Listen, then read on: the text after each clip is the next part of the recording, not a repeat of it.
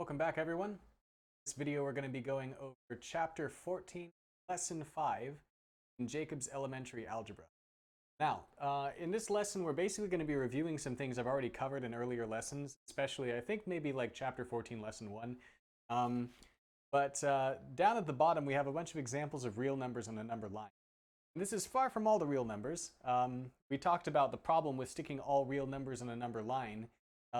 It's that there's an infinite space. You could draw an entire infinite number line between 1 and 2.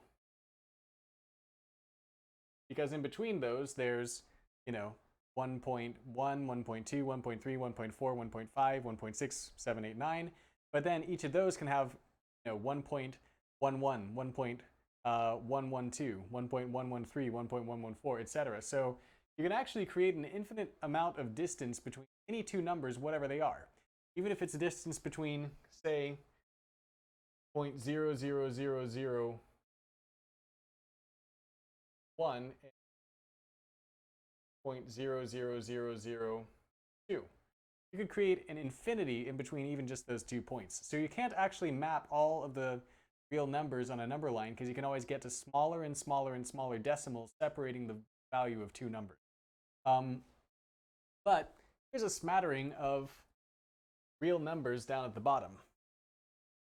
And so like, -3 is a real number. I was copying this number line, but then ran out of space before getting into the positives. So I just threw in a positive one at the end. Square root or cubed root of -15, that's going to be an irrational number, but that's a set of real numbers.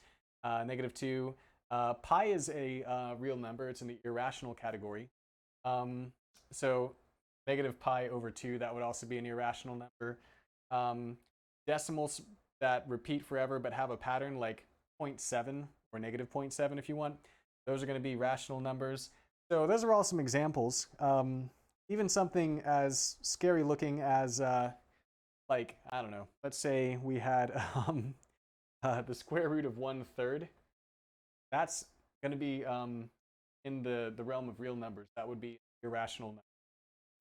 Or something like 2.45, that's an irrational number, so that's in there. Or 7/5, that's another example. So these are all different types of numbers that fit in the category of real numbers. Some of them are in the big category of rationals, and some are in the big category of irrationals. Now, I drew a chart like this a good while back, I think again probably lesson 14.1. But I actually drew it as a mirror image. I put irrationals on the left. And there was actually a number set that I put in there that is not included in this particular diagram from the book. And that's the set of whole numbers. If you wanted to, you could actually go ahead and just insert this. Bigger than counting numbers, but not much bigger, is whole numbers. So I'll go ahead and review a set of counting numbers. These are the numbers that you would just naturally count by. They're also called natural numbers, which you can think of it, they're the ones you naturally count by. Little kids don't start counting with 0, they count with 1. 0 is actually the last number to be invented as far as just like the normal numbers we think of. I think they had negatives before 0, maybe? I'm not totally sure, but I think they did. So counting, this is beyond what the book does, but this is done in my Saxon book, and I find it helpful. Counting numbers. Saxon puts a lot more emphasis on like number sets. So a set of numbers you can put inside braces. You don't need to know this, but it's kind of cool to know. So counting numbers would be 1, 2, 3, ... meaning going on forever. Whole numbers, which aren't even mentioned in this book, because they're not that useful to know unless you're using them to define integers. I've already mentioned whole numbers before, so I better 0, 1, 2. So it's identical to counting numbers, except you also have a 0 in it. And I think whole numbers, well, what shape is a whole? It's like a circle, a 0. So that's the difference between counting and whole numbers. It's got a 0 in it. Then we have integers, from the Latin integer, which means fresh or uninjured, or whole, basically. But integers are going to be any type of whole number or their opposite. So Now we have an ellipsis going to the left as well because these go infinitely in the negatives. So I'll just do 3, -1, 0, 1, ellipsis to the right. Those are our integers. So as the Latin word integer implies, they don't have any kind of like a part missing. You know, they're whole numbers, like 1, 2, 3, 4, and their opposites. -1, -2, -3, -4, and zeros included, which is why we don't say counting numbers in their opposites. We say they're whole numbers. No decimals. So then when we get into decimals, we are immediately in the realm of either rational or irrational numbers. And there you can't start mapping them out in number sets because you would have, if you tried doing something like this, you'd have an infinite number of numbers. It would be like this crazy number line because you could have like -1.0, -1.1, -1.2, -1.3, but you could also do -1.01 or -1.001 through 10, -1.0001 through 10, and so on, and it would just be infinite. So we don't map those out in a number set. We define them instead by saying what I've been saying for a few lessons, so at this point is probably like old hat for you. Rational numbers are numbers that have a period if they are in decimal form, meaning that there's going to be a part of them that their decimal places are going to repeat infinitely. So 12 is a rational number. How so? It doesn't have any decimal places. Well, I could say 12.0 and have that 0 repeat infinitely. That makes it a rational number. Or I could say 0.3 is a rational number because if I wanted to, I could attach a 0 that repeats in that 3. Or I could say 0.6 repeated is a rational number because that 6 repeats forever, or 0.684 if those numbers repeat, or 0.68 and then just the 4 repeating. Anywhere that you have repetition in a decimal, or even just the decimal ending and you could have a repeated 0 after that, that's going to make it a rational number. So that's the decimal definition of a rational number, but as a fraction, it's simply the fraction of two integers. So, for example, 0.6 repeated is the fraction of the integer 2 over the integer 3. Irrational numbers are going to be any number that has an unlimited number of decimal places that don't repeat. They have no period, no repetition. That's all review for now. They don't really have much in the way of example problems.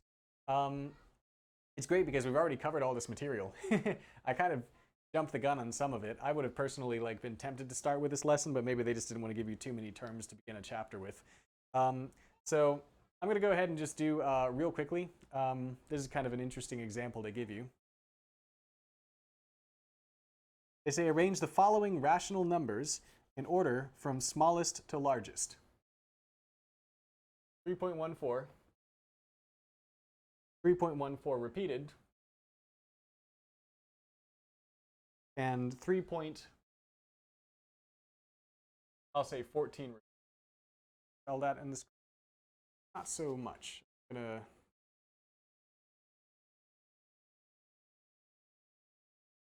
All right. Kind of hard to read. Let me just move it down anyway.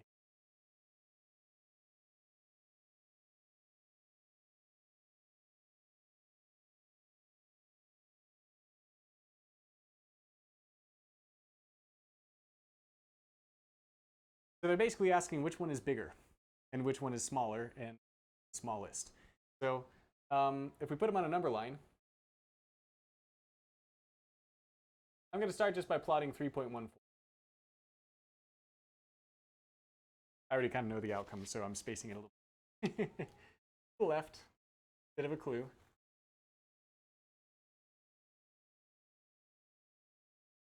So I'm going to put all these numbers to a certain number of decimal places. And this is the best way to compare them. The book doesn't say this, but I'm going to say this. The best way to compare the size of these numbers relative to each other is look at what happens with the repeats if we were to write them out as decimal places. So all these are 3 ones plus 1/10 plus 4/100ths. So up to the hundredths place, they're all equal. Now let's do the thousandths place. So this one, the repetition is 4. So that means next digit is a 4. And this one, the repetition is a 1, 4. So the next digit is a 1. And I'm just going to go ahead and like go to the 10,000s place. We have a whole pattern. And then 3.14, that doesn't have a repeat there, so it's a 0 repeated. All right? So now let's quantify them. What would happen if we subtracted 3.1414 from 3.444? Well, we would end up with 0.3.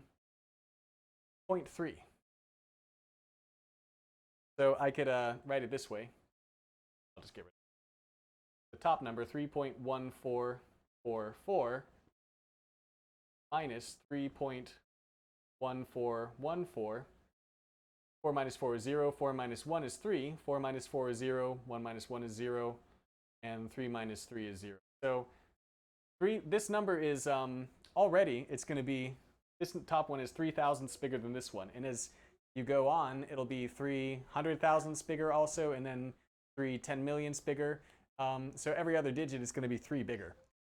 So this is actually the biggest. Now let's compare this one to this one. What would happen if I subtracted, and I'm just going to do it here? 3.1414 minus 3.1400. Well, obviously, we're going to end up with 14 ten thousandths bigger. This one's 14 ten thousandths bigger. And then if we continue the places farther and farther, then this would be 1, 4, 1, 4, 1, 4 unto infinity bigger. So all those decimal places is going to be 1, 4, 1, 4, 1, 4, whereas this one's just 0. So all three of them are rational numbers because they all have a period, a repeating decimal place. It's just that this one it repeats with a 0.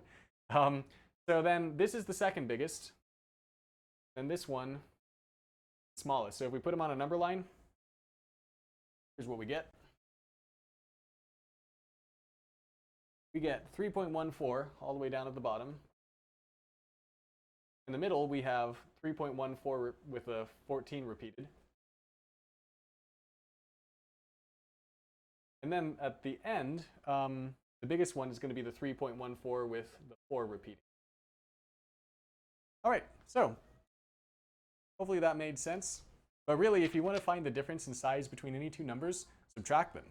And if you subtract the smaller number from the bigger, you get a positive answer. If you subtract the bigger number from the smaller, you get a negative answer. And that'll tell you their order. Just line them up in their decimal places and follow out their pattern for a little while to additional decimal places if you need to.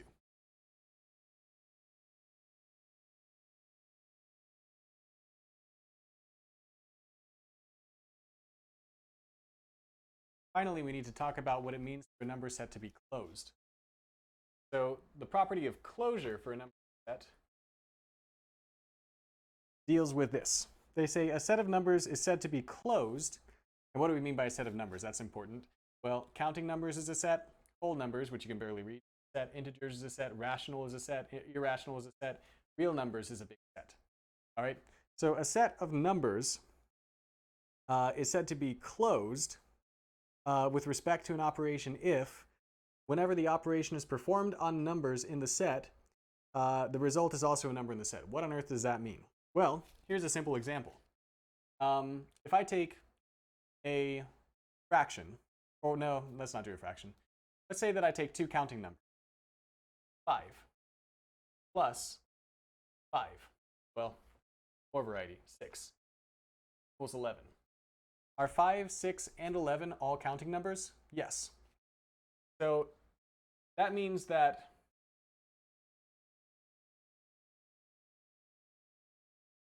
the set of counting numbers is closed for the operation of addition. In other words, if you add two counting numbers, your answer will be a counting number. Now, is that going to be true for subtraction? Are counting numbers be closed for subtraction? Like, if I take 5 minus 11, my answer is negative 6.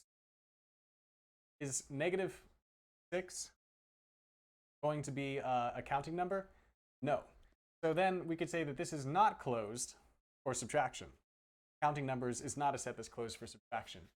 What about multiplication? Say I have 5 or 6 times 14 equals, why on earth did I choose this one? 84. Is 6 a counting number? Yep. Is 14 a counting number? Is 84 a counting number? Yep, they're all counting numbers. So perhaps then it would look like, so far, we could test it more, but it looks like the set of counting numbers is closed for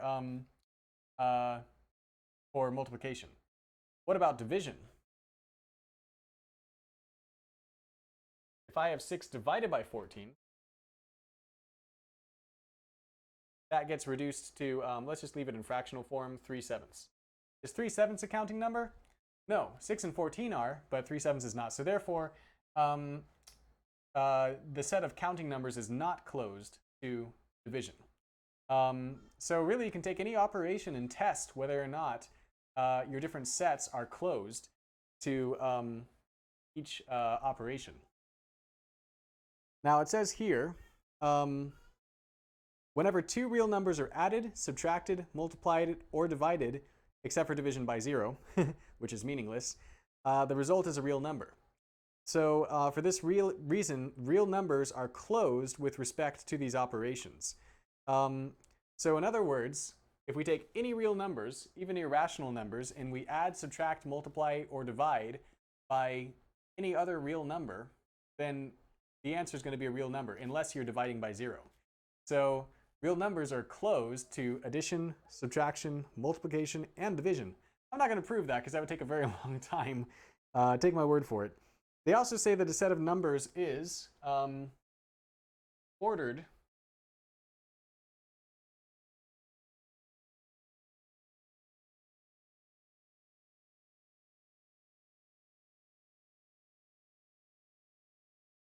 if for any two numbers a and b in the set, either a is less than b, a is equal to b, or a is greater than b.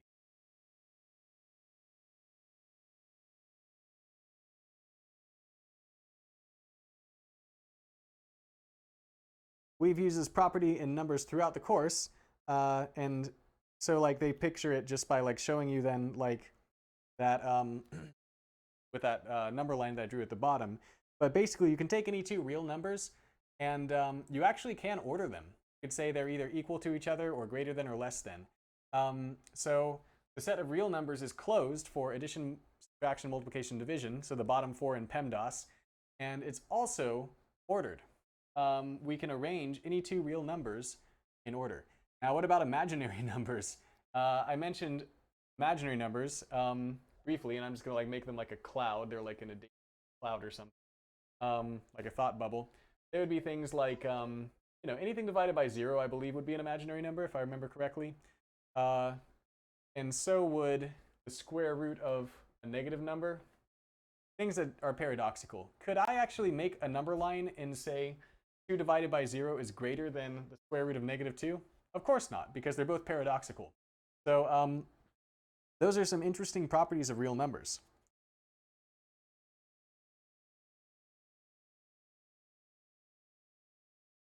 Now in the problem set, there's going to be a lot of interesting types of questions, as you might imagine for a lesson like this. The first is that they're going to give you a bunch of numbers.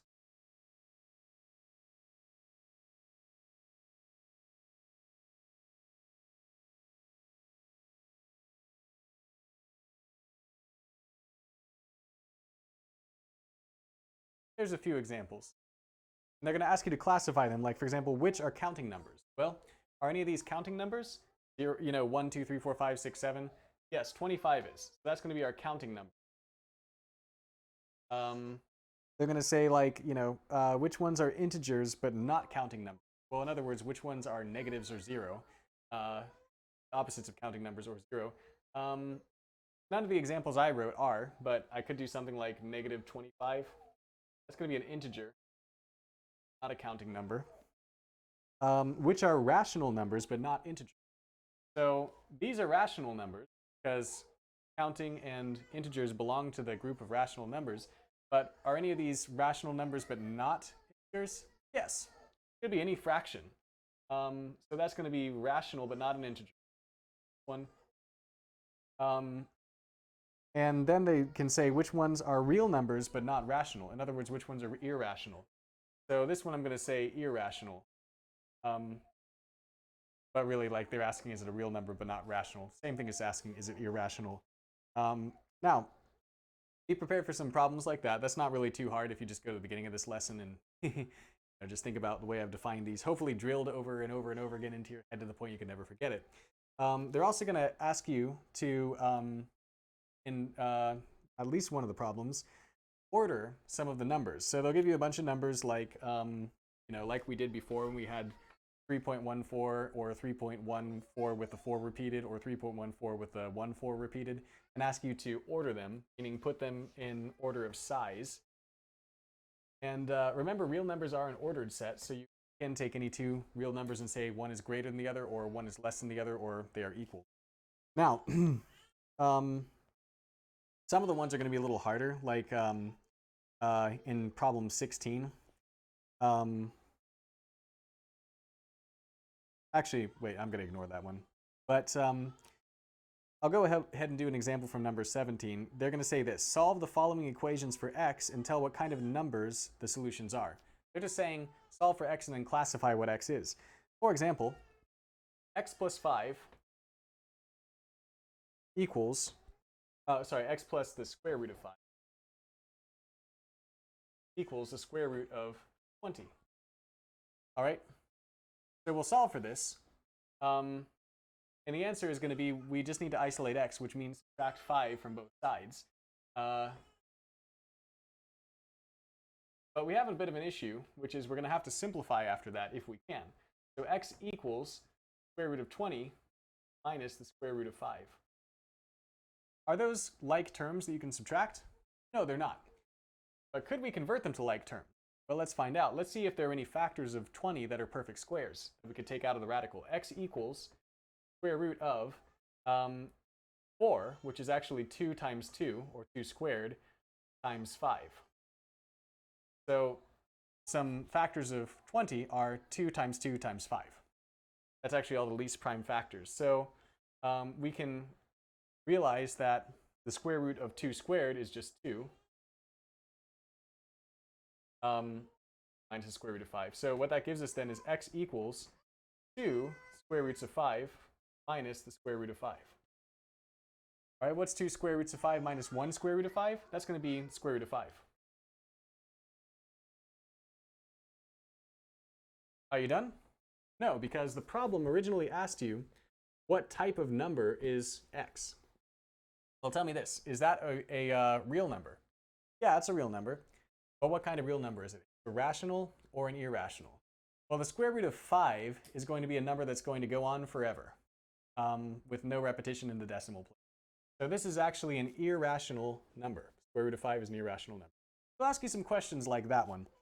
Now, they're also going to say, and I think this may be one of the bigger challenges, but it's kind of a fun one because it makes you like an early mathematician. It's like you're going back and doing the work of proving some basic concepts of math on your own by testing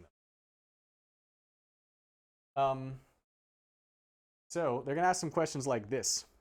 Tell whether or not odd integers are closed with respect to each of the following operations. If an answer is no, give an example to show why. So like odd integers, are they closed to addition? So if I take, 3 plus, negative 3, those are both integers. My answer an integer? Yeah. And so if you can't find any situation in which adding an integer and an integer equals an integer, then the answer is that this will be closed to addition. Or they have squaring. So if I take, for example, an integer, I raise it to an integer's power, does that equal an integer? Yes. So it would appear, so far, that actually, yes, it would be. But I did find an exception to this as I was thinking about it just now. What if I said 3 power of negative 3? Is the answer going to be an integer? That's a tricky one. What does it mean to put something to a negative power? It means that you're going to apply that power to it and then flip it from the numerator to the denominator, or if it's already in the denominator to. So basically, the negative tells you to flip it from wherever it is, whether numerator or denominator, to the opposite. So it turns out then that 3 to the power of negative 3 is actually 1/9. So this is tricky. 3 cubed is 9, so that would make you think that the set of odd integers is closed, or really integers in general you could do this with, is closed to exponents, but it's really not, because 3 is an exponent and negative 3 is an exponent. So 1/9 is not an exponent, or not an integer, so this is not closed to, this number set is not closed to exponents. So I think the hardest one to do this with is they're going to ask you whether or not the irrational numbers are closed with respect to each of the following operations. And for that one, I don't know. If you took, for example, an irrational number like square root of 2 plus the square root of 2 equal 2 square roots of 2. Is that an irrational number? Yes. So far it looks close to addition. So that's the kind of testing you're going to have to do with these. It's kind of tricky, but and I would say don't spend hours and hours and hours on this trying to figure out every single possibility. Try a few possibilities, then check the answer key. And but think hard about this, because it's actually kind of fun. So anyway, that concludes this lesson. Hope it was as enjoyable as a math lesson over YouTube can be, and I hope it was helpful as well. Thanks very much.